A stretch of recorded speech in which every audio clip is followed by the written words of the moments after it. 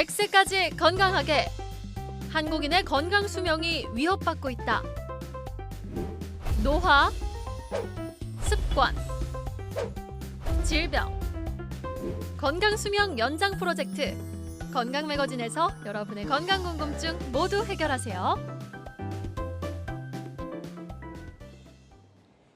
자, 오늘 1시간 동안 함께해 주실 분 바로 소개해 드리도록 하겠습니다. 오늘의 건강 닥터 한림대 동탄 성심병원의 소화기내과 박소영 교수와 함께합니다. 안녕하세요. 네, 안녕하세요. 네, 교수님 반갑습니다. 네, 반갑습니다. 자, 오늘 이야기 나눠볼 주제가요. 급성 췌장염이에요. 네. 굉장히 흔한 질환은 아닌 것 같다는 생각이 드는데요. 어떤 질환인지 간단하게 소개를 좀 부탁드릴게요. 네, 화면 자료 보면서 말씀드리겠습니다. 네.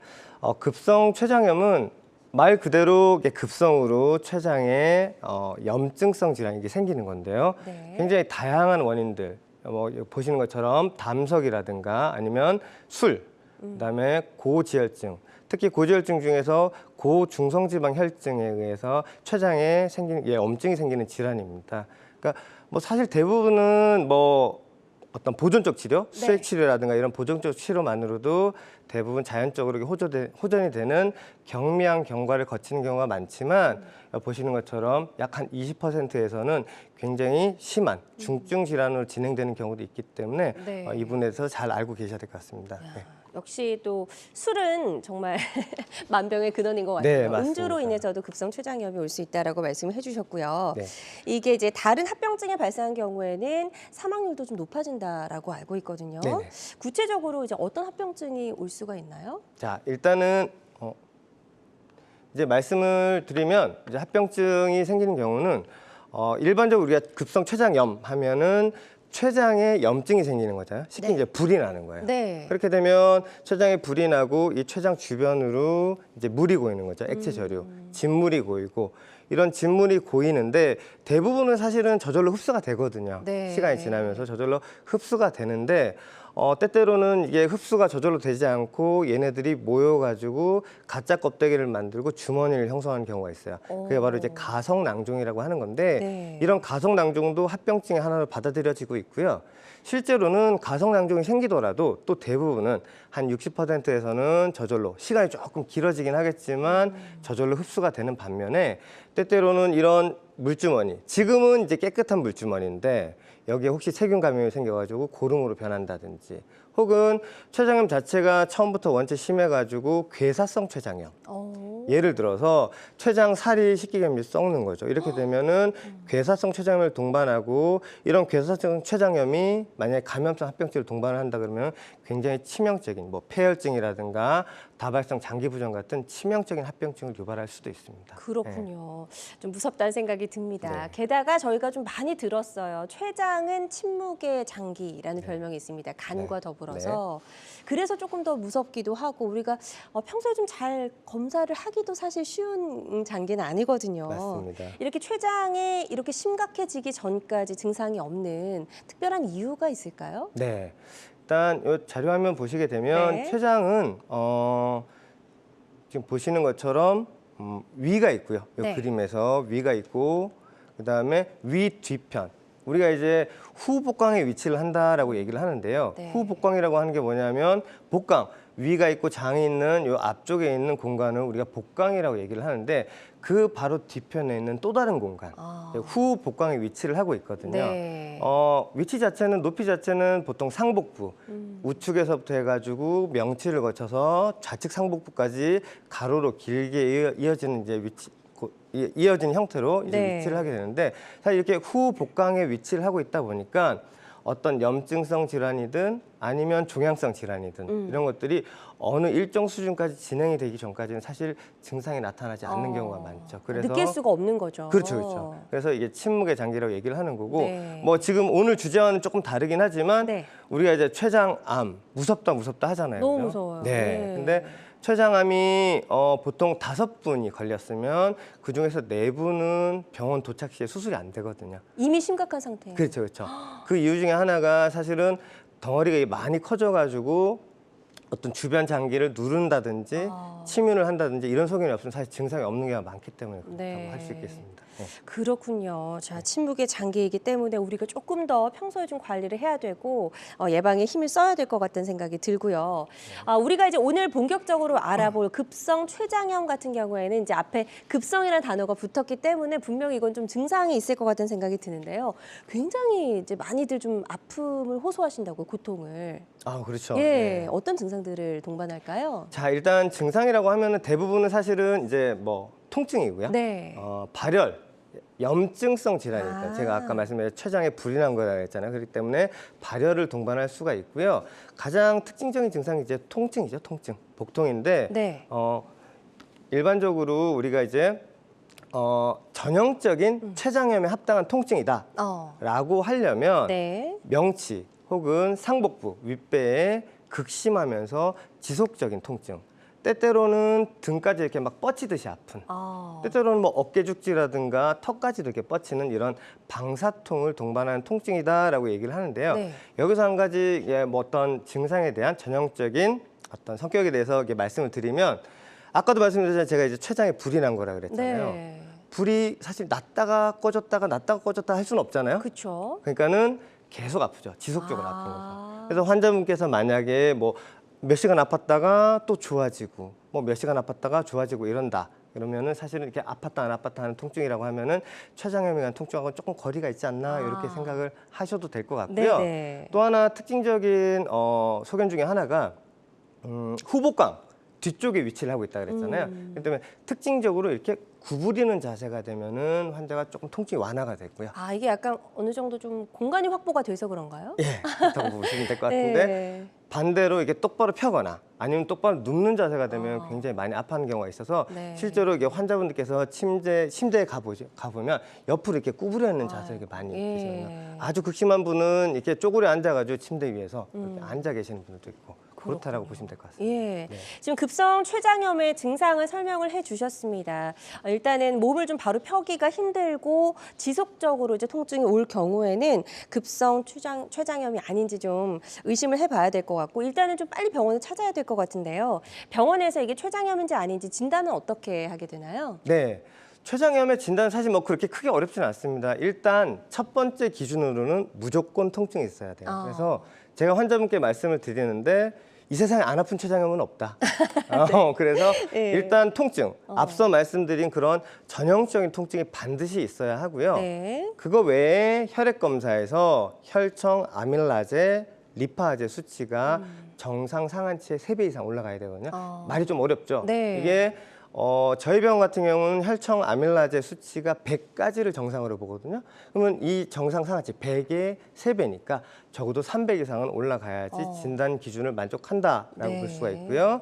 그다음 세 번째로가 이제 영상 검사, 복부 CT라든가 복부 MR 같은 영상 검사를 통해서 아까 제가 처음에도 말씀드렸지만 췌장에 불이 나고 네. 그러니까는 췌장이 땡땡 붓는 거죠. 췌장 부종이 생기고 그 주변을 이렇게 물이 고인다 그랬잖아요. 액체저류 물이 고인다든지 혹여는 뭐 물까지는 고이지 않더라도 주변 지방을 지저분하게 이렇게 침문을 했다든지 이런 소견이 보이면 기준을 만족한다라고 보시면 되고요. 네. 그래서 정리를 하면 증상 무조건 있어야 하고요. 통증. 네, 그 다음에 혈액 검사에서 아밀라제, 리파제가 정상 상한치 3배 이상 올라가든지 네. 또는 영상 검사에서 합당한 소견을 보이든지 아니면 뭐 셋 다 있든지 네. 이러면 어렵지 않게 진단할 수 있을 것 같습니다. 그렇군요. 자, 일단은 이렇게 지속적인 통증이 복부에 있다면 병원을 좀 빨리 찾아보셔야 될 것 같습니다.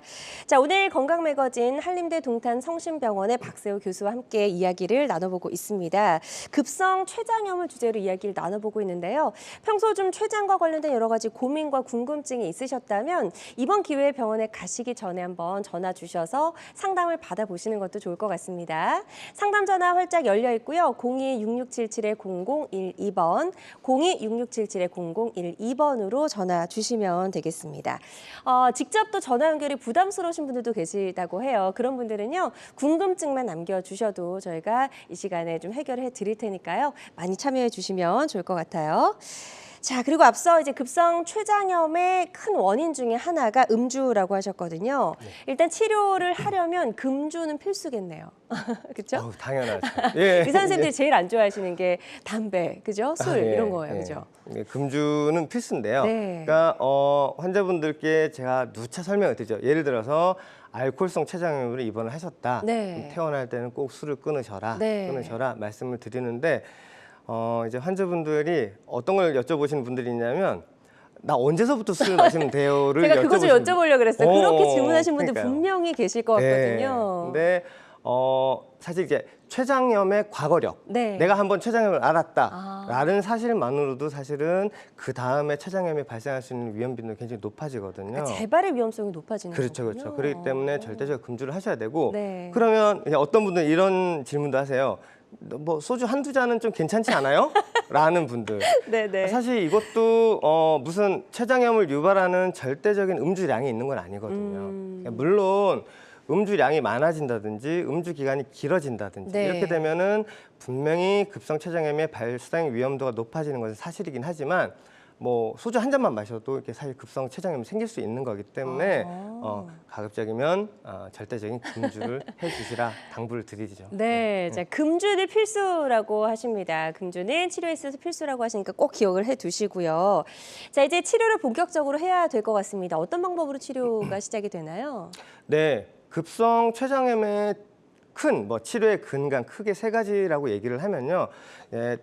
첫 번째는 이제 통증, 증상에 대한 조절. 네. 그다음에 두 번째는 죄송합니다. 네. 통증 조절, 증상에 대한 조절을 하고요. 네. 그다음에 두 번째로는 원인에 대한 교정이 있고요. 사실 이런 것들보다 가장 근본적인 게 사실은 수액 치료거든요. 일단은 급성 췌장염이라고 하는 거는 췌장에 굉장히 심한 염증이 생긴 거잖아요. 이렇게 되면은 우리가 이제 췌장을 전신장기다 이렇게 얘기를 하는데 굉장히 심한 탈수가 동반이 되거든요. 그렇기 때문에 수액 치료는 어떤 급성 췌장염의 가장 근본적이면서도 핵심적인 치료다라고 네. 보시면 되겠고요. 네. 그 다음으로 넘어가서 이제 증상에 대한 조절이 되겠죠. 그렇죠. 통증이 일단 너무 심하다고 하시니까. 그렇죠. 그래서 이제 통증을 조절을 해드려야 되는데 네. 우리 사회자분 잘 아시는 약처럼 이제 부르펜, 네. 우리 애들 이 먹이는 약 있잖아요. 네네네. 이런 부르펜 같은 약들이 이제 비스테로이드성 진통 소염제라고 얘기를 하는데요. 사실 이런 비스테로이드성 진통 소염제 같은 경우는 통증 효과도 있고요. 그 다음에 해열 효과도 있고요. 예, 그 다음에 항염 효과가 있어요.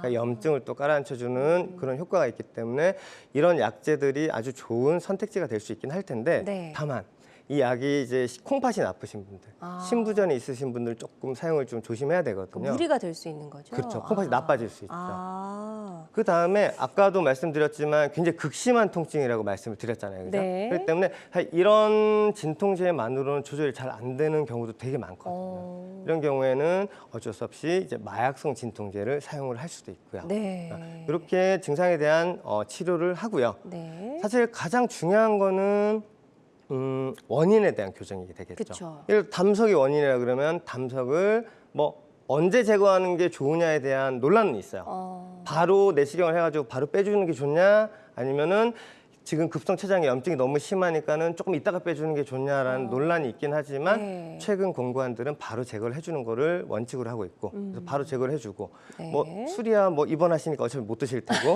그죠? 그다음에 고중성 지방 혈증 같은 경우도 바로 조절을 해주고요. 네. 특히나 우리가 좀 드문 원인 중에 하나가 자가 면역성 췌장염이라는 게 있어요. 말이 좀 어렵잖아요, 그죠? 네. 내 몸을 지켜주는 항체가 있거든요. 우리 몸을. 항원, 외부 물질이 들어왔을 때 내 몸을 지켜주는 게 항체인데 네. 쉽게 우리나라의 어떤 군대라고 생각하시면 되죠. 근데 얘네들이 좀 이상해져가지고 스스로 공격하는. 내 췌장을 막 공격을 하는 거죠. 이런 게 있는데 이럴 경우에도 사실은 면역 억제제 같은 약제를 바로 즉각적으로 시행을 해줘야 되거든요. 근데 거듭 말씀드리지만 네. 사실 치료 중에서 가장 중요한 것은 수액 치료다.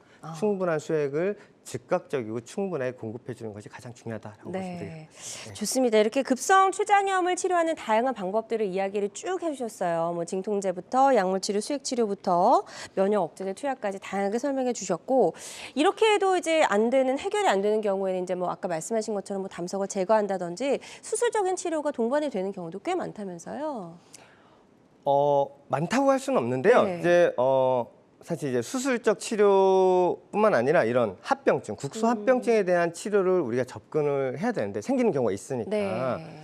사실 이제 수술 같은 경우는 이제 옛날 이제 고전적인 방법이고요. 요즘에는 잘 아시겠지만 이제 우리나라가 굉장히 내시경 기술이 많이 발달돼 그쵸. 있잖아요. 예. 그래서 이런 내시경적 배액술이라든가 이런 것들을 통해서 충분히 치료가 되고 있고 실제로 최근에 어떤 여러 연구 결과들을 종합을 해봤을 때 수술에 비해서 내시경적 배 치료가 훨씬 더 우월하다. 여러 가지 측면에서라고 돼 있기 때문에 네네. 교과서에도 표준 치료로 내시경적 치료를 권고를 하고 있어요. 지금 그렇군요. 이렇게 여러 가지가 있는데 네네.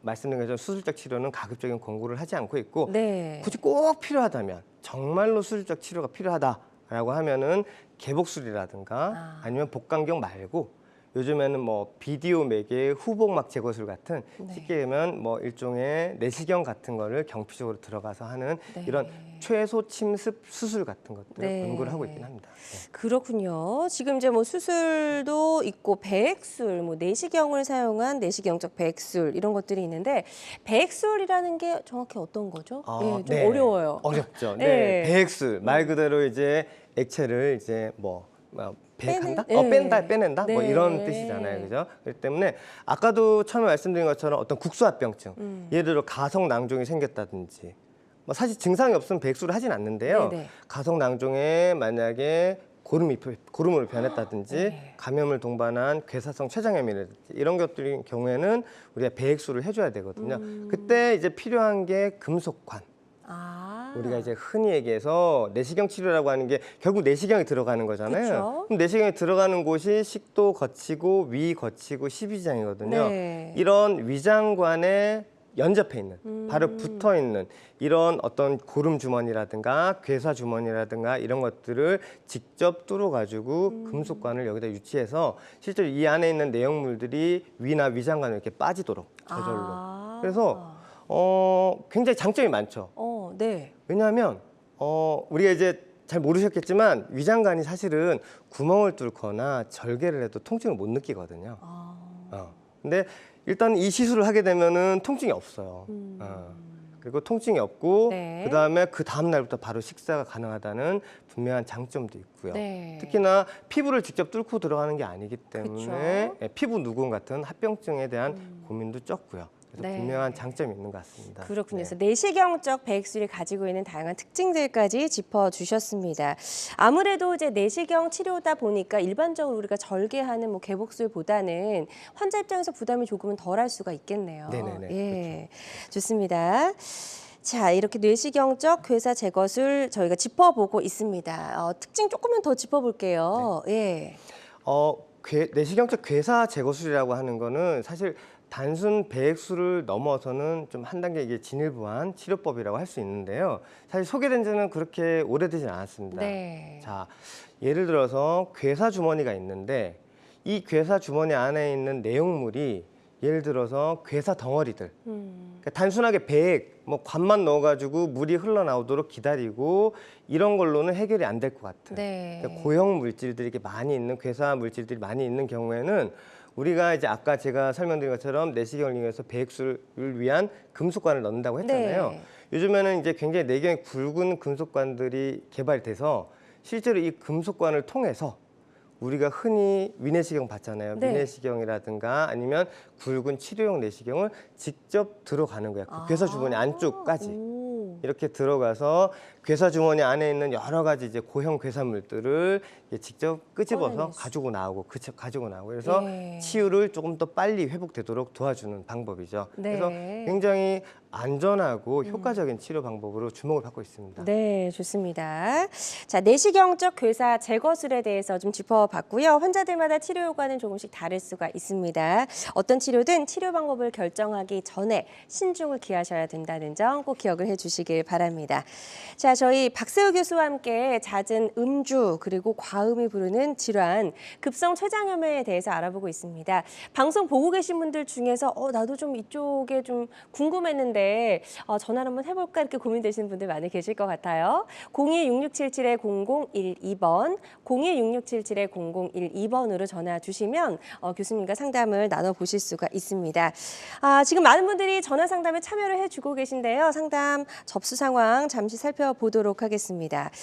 첫 번째 분은요, 이런 질문을 좀 남겨주셨어요. 60대 어머니이시고요. 급성 췌장염이 3번이나 재발을 했는데 어떻게 치료하면 좋을까요? 라고 질문을 남겨주셨네요.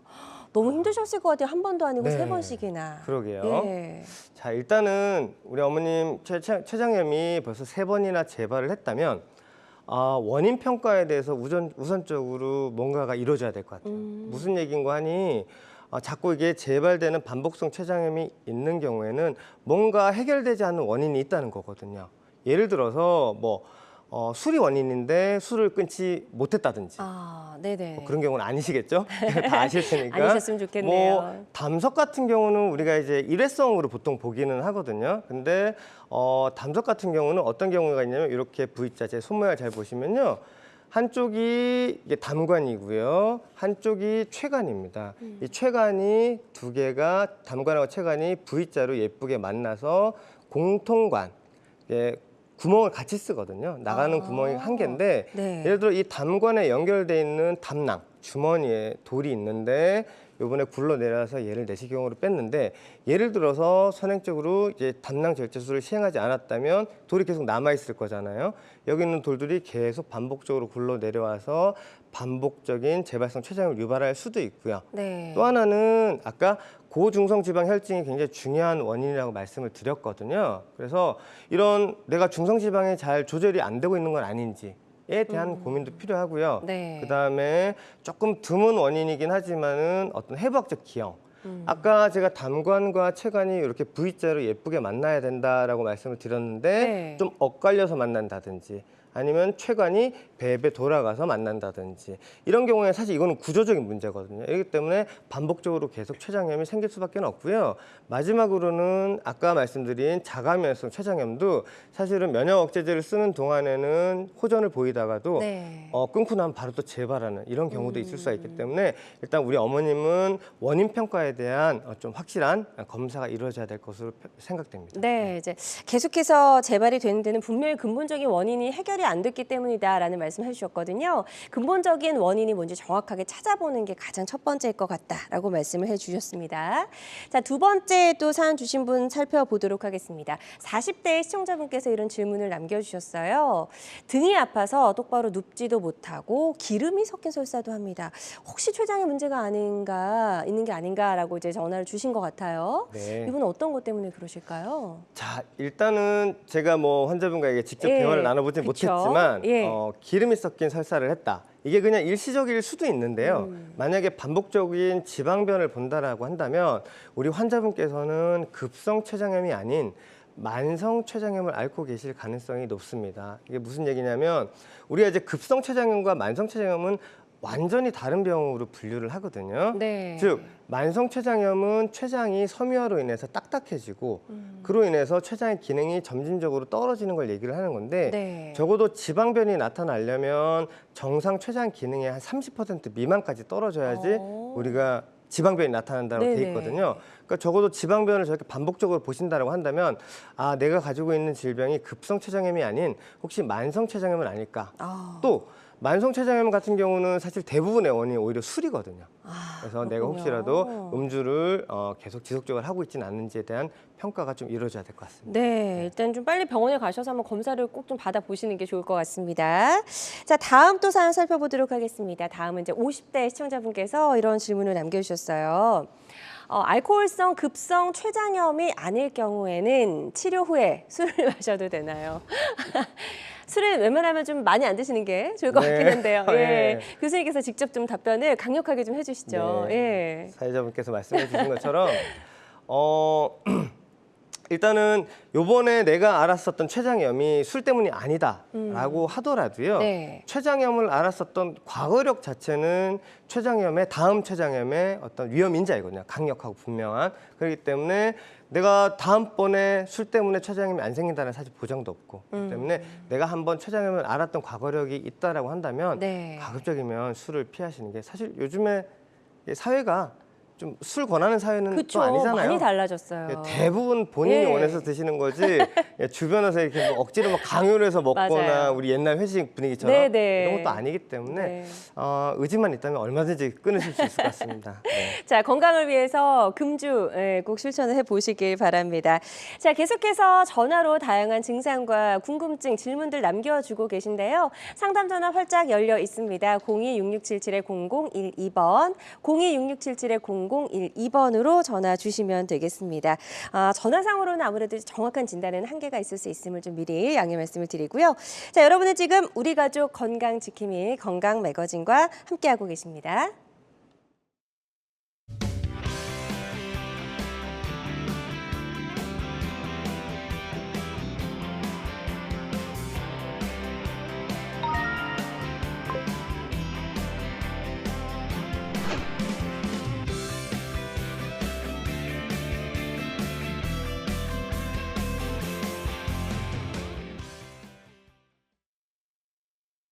백세까지 건강하게 한국인의 건강 수명이 위협받고 있다.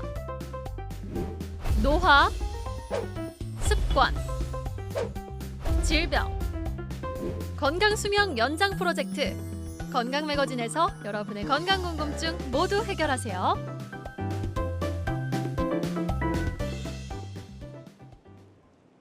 네, 다양한 의료 정보와 함께 또 생방송이 진행되는 동안 건강 상담도 받아볼 수 있는 시간입니다. 건강 매거진 함께하고 계시고요. 계속해서 상담 전화는 활짝 열려 있으니까요. 02-6677-0012번으로 전화 주시면 되겠습니다.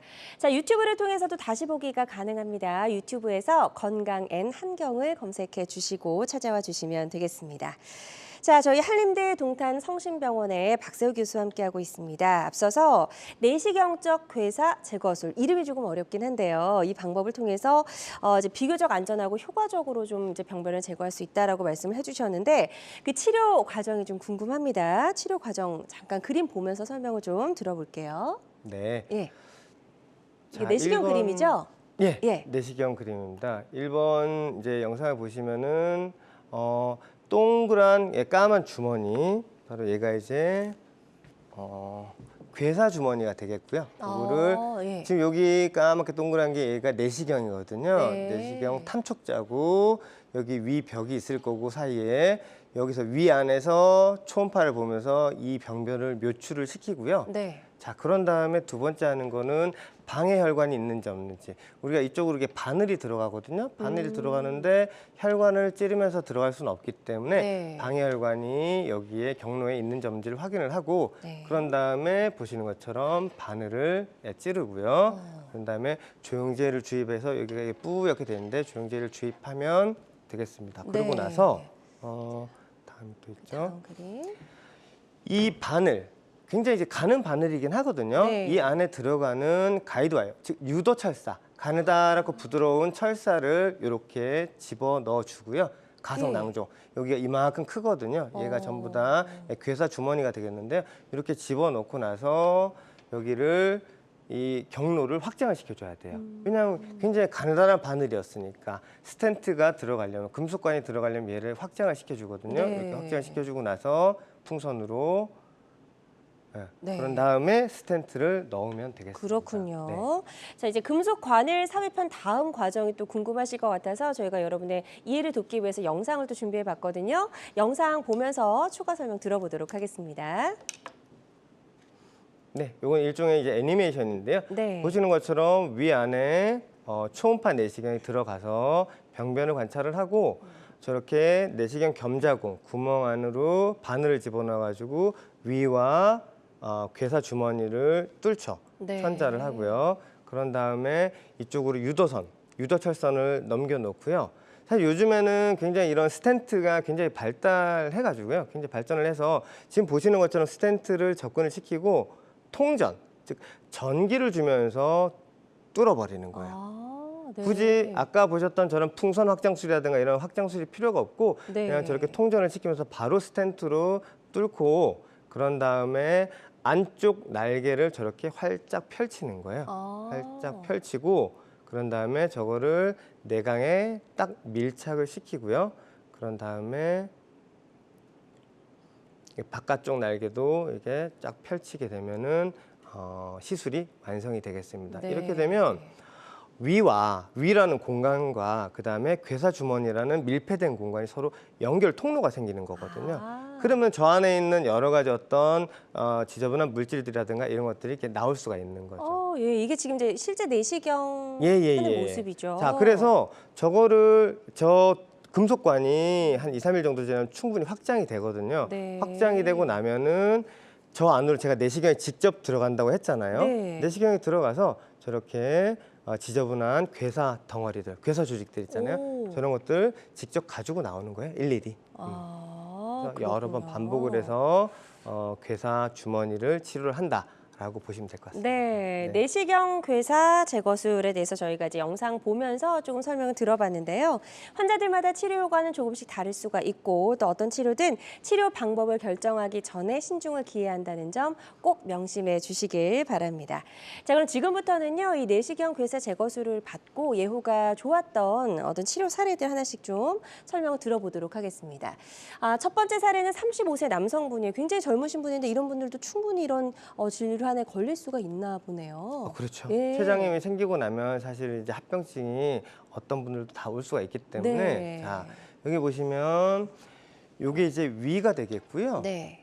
그 바로 옆에 붙어 있는 이런 주머니 보이시죠? 이게 이제 가성 낭종에 네. 나중에 감염성 합병증이 동반된 환자가 되겠습니다. 네. 근데 뭐 이런 뭐 어떤 관을 넣느냐에 따라서는 사실 시술자의 선호도도 있고요. 여러 가지 네. 어떤 병원의 환경도 있고 다를 수 있지만 일반적으로 저런 가성 낭종 주머니 안에 들어있는 물질이 아까 말씀드린 그런 봤었던 지저분한 고형 물질이 아니라 뭐 좀 지저분하긴 하더라도 액체 성분이다. 네. 라고 한다면은 그냥 일반적인 가느다란 플라스틱 관만 넣어도 충분한 효과를 얻을 수가 있고요. 네. 예, 액체 성분이니까 물만 그쵸. 빼주면 되거든요. 그쵸. 예. 뭐 반해서 만약에 고형 물질이 많다든지 이러면 다른 스텐트를 선택해야 하는 경우도 있을 수가 있겠습니다. 네. 자, 또 다음 사례도 살펴보도록 하겠습니다. 이번에는 영상을 보면서도 설명을 나눠보도록 할게요. 자, 이번에도 역시 스텐트 시술을 하는 그런 영상이 준비가 되어 있다고 합니다. 자, 설명해 지금 주실까요? 보시는 것처럼 예. 저렇게 까만 주머니가 저희 괴사 주머니가 되겠고요. 이쪽으로 바늘로 천자를 하고요. 그런 다음에 저 안쪽으로 조영제를 주입을 하면 네. 이렇게 까맣게 주머니가 그림자 영상이 나타나거든요. 네. 이렇게 나타나고 이쪽을 통해서 아까 말씀드린 유도철선 가이드와이어를 넣어서 충분하게 얘를 안쪽에서 뱅뱅뱅뱅 말아서 꼬아주고요. 네. 그런 다음에 지금 저게 이제 지직 화면이 지직하는 게 통전이 되는 거군요. 전기로 전기. 통전을 예. 시켜가지고 구멍을 뚫어서 저 경로를 확장을 시켜주는 거거든요. 확장을 시켜주고 그 다음에 풍선으로 다시 확장을 해주고 지금 이 스텐트 같은 경우는 전기 통전 기구가 포함 장착이 안 된 스텐트거든요. 일반 네. 스텐트거든요. 그래서 저렇게 추가적인 확장을 해주고 나서 그 다음에 내시경, 관상 내시경이라고 하는데요. 그냥 원통 모양, 네. 원통 모양의 스텐트를 이렇게 넣어서 적어도 이제 이런 스텐트 같은 경우는 결국에는 얘도 역시나 배액의 목적으로 뭔가를 내시경이 이 안으로 직접 들어가서 괴사 제거술을 하겠다라는 네. 목적이 아니라 그냥 배액의 목적으로 시도하는 케이스가 되겠습니다. 네. 영상을 봐도 사실은 어려워요. 네. 잘 모르겠습니다. 맞습니다. 예, 관상 스텐트 시술을 받는 그런 모습 저희가 영상으로 보면서 설명을 좀 들어봤습니다. 환자들마다 치료 효과는 조금씩 다를 수가 있다는 점 꼭 기억을 해주시길 바랄게요. 자, 저희 박세호 교수와 함께하고 있습니다. 급성 췌장염을 주제로 이야기 나눠보고 있고요. 방송 보시면서 혹시 궁금한 점 있으시다면 상담 전화 주셔서 상담을 받아보셔도 좋을 것 같습니다. 026677-0012번, 026677-0012번 상담 전화 계속해서 활짝 열어놓도록 하겠습니다. 또 전화 상담은 좀 부담스러운데 그래도 궁금한 점이 있는 분들은요. 상담 전화 주셔서 질문만 남겨주셔도 저희가 여러분의 궁금증 해결을 해드리도록 할게요. 자, 교수님 저희가 이제 치료 사례를 몇 개 봤는데요. 스텐트도 종류가 굉장히 다양한 것 같네요. 네, 설명 좀 해주세요. 앞서 말씀드린 플라스틱 스텐트가 있었고요. 그다음에 관상형, 그냥 일자형으로 원통형으로 생긴 네. 그런 스텐트가 있었고, 사실 이제 최근에 개발된 이런 스텐트는 내각 밀착형 스텐트라 그래가지고요. 지금 보시는 것처럼 마치 꼭 자동차 휠 같지 않나요? 네, 그죠? 아까 설명해주신 그 스텐트. 네네네. 그래서 보시는 것처럼 이 길이 자체는 굉장히 짧지만 보시는 것처럼 양측 날개가 넓은 날개가 있어요. 이 날개가 어떤 역할을 해주냐면 사실 이탈 방지.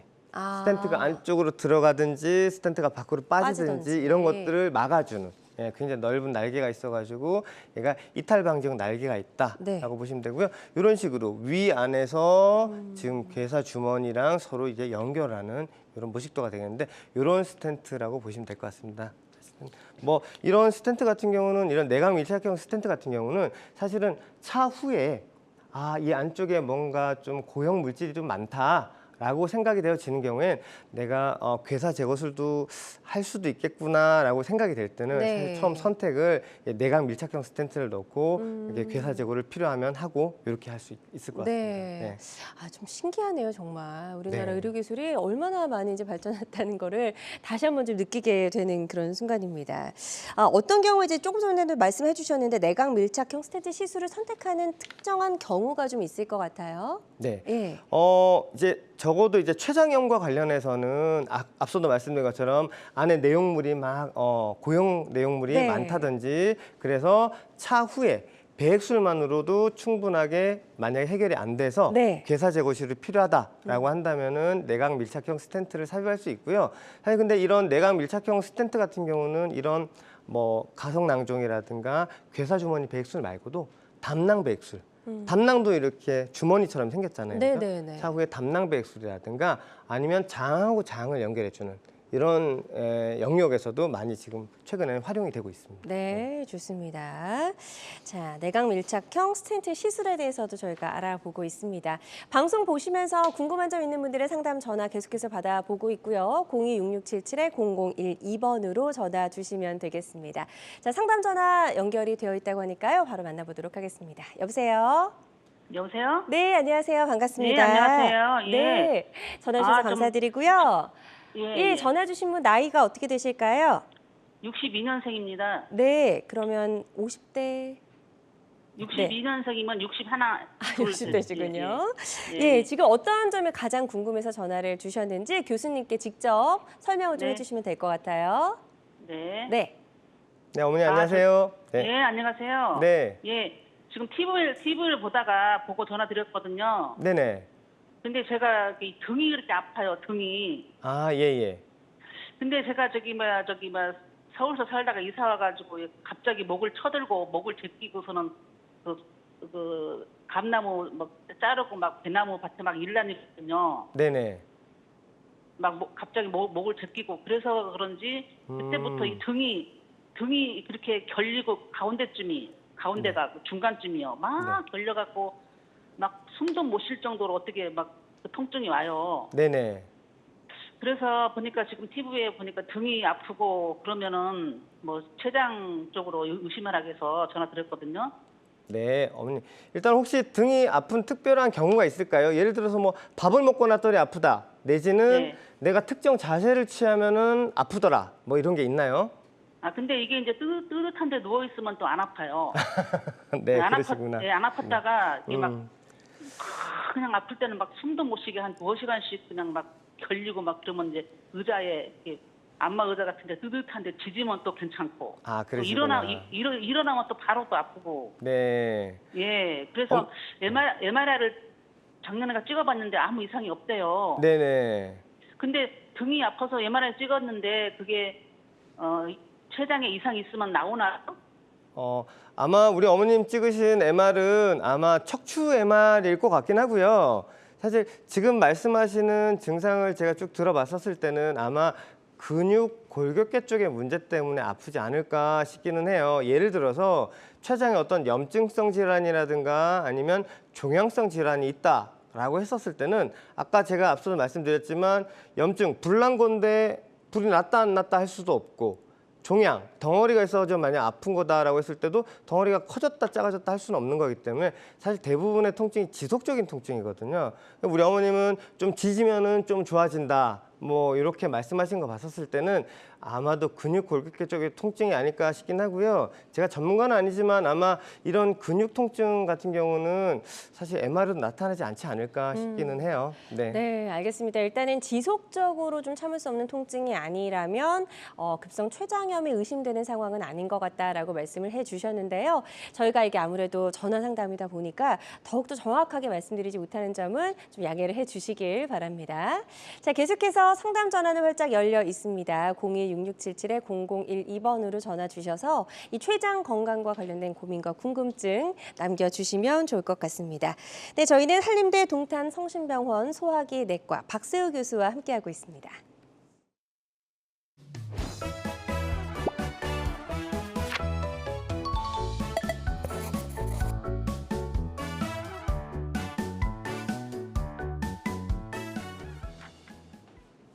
네, 그럼 지금부터는요, 이 췌장 질환과 관련된 궁금증 베스트 5를 또 골라서 해결해보는 시간 가져보도록 하겠습니다. 자, 첫 번째 질문부터 화면으로 보여주세요. 자, 급성 췌장염을 놔두면 췌장암이 된다. 이런 질문들도 많이 하실 것 같아요, 환자분들. 많이 하시죠. 예. 네, 많이 하시는데 사실 이제 급성 췌장염은 췌장암과는 사실 무관하다는 게 일반적인 정설입니다. 네. 무슨 얘기냐면 네. 우리가 이제 제가 아까 서두에서 말씀드렸지만 급성 췌장염과 만성 췌장염은 완전히 다른 질병이다라고 말씀을 드렸잖아요. 네네. 만성 췌장염은 췌장암의 강력한 위험 인자이긴 합니다만 사실 급성 췌장염이라고 하는 거는 지금 당장 여기에 불이 난 거고요. 그쵸. 이 불이 다 꺼지고 나면은 완전하게 재생이 되거든요.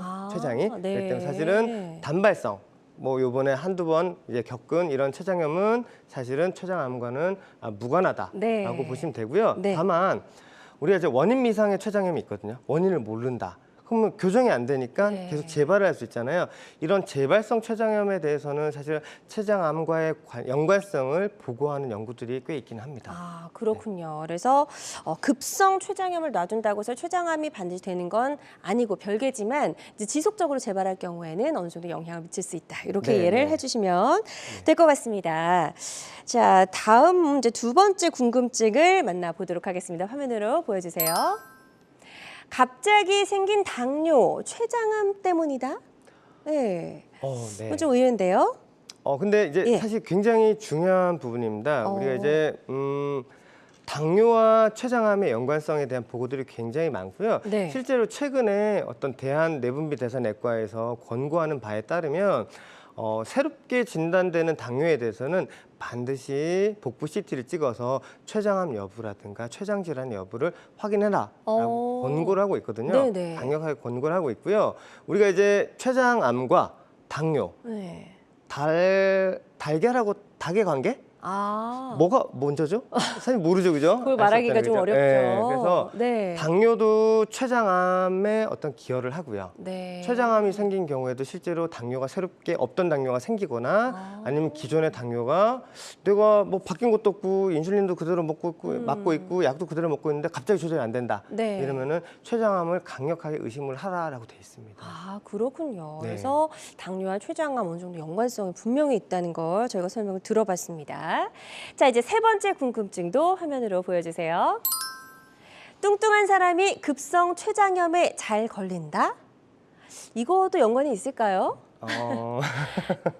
일단은 네. 우리가 이제 체질량 지수라고 얘기를 하는데요. 네. 그런 것뿐만 아니라 단순 어떤 비만이라든가 이런 것들도 사실은 췌장염과는 직접적인 연관이 있는 것은 아닌 걸로 나와 있습니다. 네. 물론 연구들마다 관련이 있다라는 연구도 있고요. 실제로 관련이 없다라는 서로 이렇게 상충된 결과들이 많이 나오고 있기 때문에 네. 딱 단정지어서 비만이 있는 사람이 췌장염 잘 걸린다라고 얘기를 할 수는 없는데요. 네. 제가 앞서 말씀드린 이렇게 강조했었던 고중성 지방 혈증이라는 것도 일종의 이제 대사증후군의 일종이잖아요. 그쵸. 사실 이제 풍채가 좋으신 분들이 실제로 고중성 지방 혈증이 있을 가능성도 높기 때문에 네. 그런 부분들에 대해서는 연관이 좀 있을 수도 있다라고 말씀드릴 수 있을 것 같아요. 네. 어찌됐든 이제 비만도 좀 만병의 근원이 될 수가 있기 때문에 그런 부분은 체중 조절을 조금 하시는 게 좋을 것 같습니다.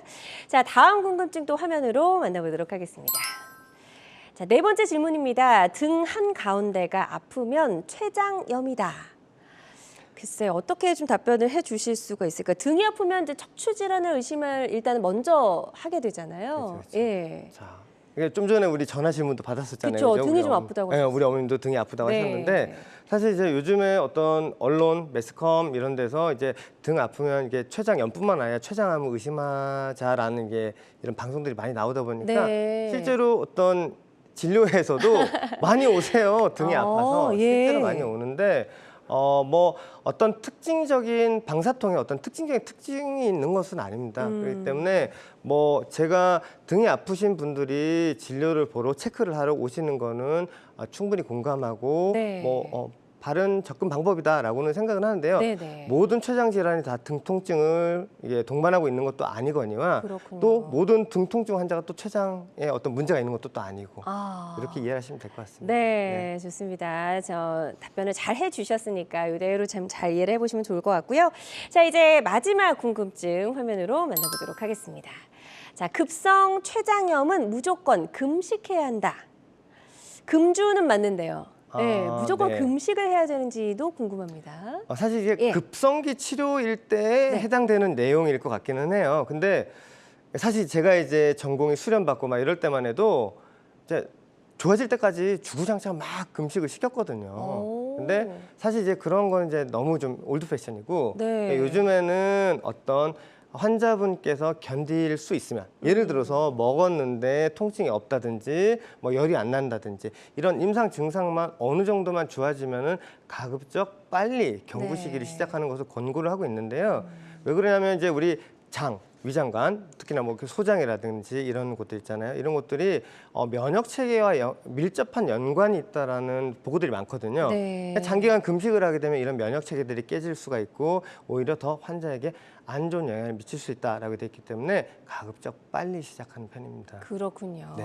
좋습니다. 자, 저희 한림대 동탄 성심병원 소화기내과 박세호 교수와 함께 췌장과 관련된 베스트 5 궁금한 질문 5가지 좀 짚어봤습니다. 자, 그리고 오늘 이 시간 급성 췌장염의 원인과 다양한 치료법들 좀 알아봤습니다. 어느덧 이제 마무리할 시간이 다 되어가고 있는데요. 네. 치료를 고려 중이거나 또 치료 받고 계신 분들 중에서 환자 입장에서 이 점만은 꼭 좀 주의를 해주셨으면 좋겠다 하는 부분 있으실까요? 네, 실제로 췌장염이요. 천의 얼굴을 가지고 있는 질병이긴 하는데 네. 처음에 내원 당시에는 그렇게 심하지 않을 수도 있어요. 네. 우리가 이제 췌장염의 중증도를 평가할 때 48시간 뒤에 평가를 하라는 보고들이 많거든요.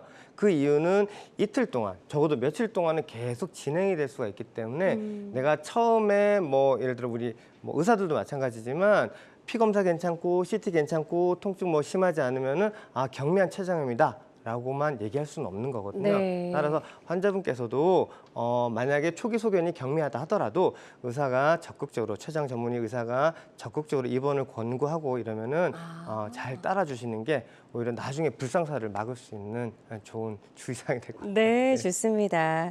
자, 그리고 어떤 질병이든 예방보다 훌륭한 치료는 없잖아요. 네네. 그래서 평소에 이런 췌장과 관련된 질환을 좀 예방할 수 있는 좋은 생활 습관이나 하는 방법들 있을까요? 네, 환자분께서 해주셔야 될 거는 첫 번째로 우리 계속 얘기한 거 네. 금주. 금주 그죠? 중요하죠. 네. 예. 두 번째로는 뭐 고지혈증, 특히나 고중성 지방 혈증이 있다면은 이런 고지혈증을 잘 조절해 주시는 것도 중요한데 약뿐만 아니라 정기적인 규칙적인 운동과 체중 감량 이런 것들이 사실 고지혈증을 조절하는데 굉장히 중요하다고 제가 알고 있거든요. 네. 제가 좀 전문가는 아니지만 그다음에 세 번째로는 우리가 담속에 대한 내용인데 요즘에는 이게 원체 많이 하긴 하세요. 근데 복부 초음파로 적어도 내가 담석이 있는지 없는지 정도. 뭐 미리 그렇다고 미리 담낭 절제술을 할 필요는 없지만 그래도 담석이 있는지를 미리 알고 있는 것도 좋은 생활 습관이 될 것 같습니다. 네, 좋습니다.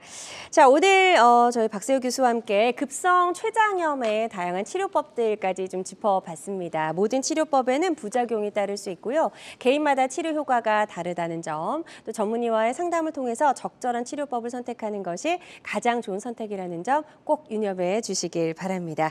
네, 지금까지 한림대 동탄 성심병원 소화기내과 박세호 교수와 함께했습니다. 오늘 말씀 잘 들었습니다. 고맙습니다. 네, 감사합니다. 네, 여러분의 건강 장수 파트너 건강 매거진 실시간 시청자 상담은 생방송 도중에만 가능합니다. 이 점 꼭 기억해 주시고요.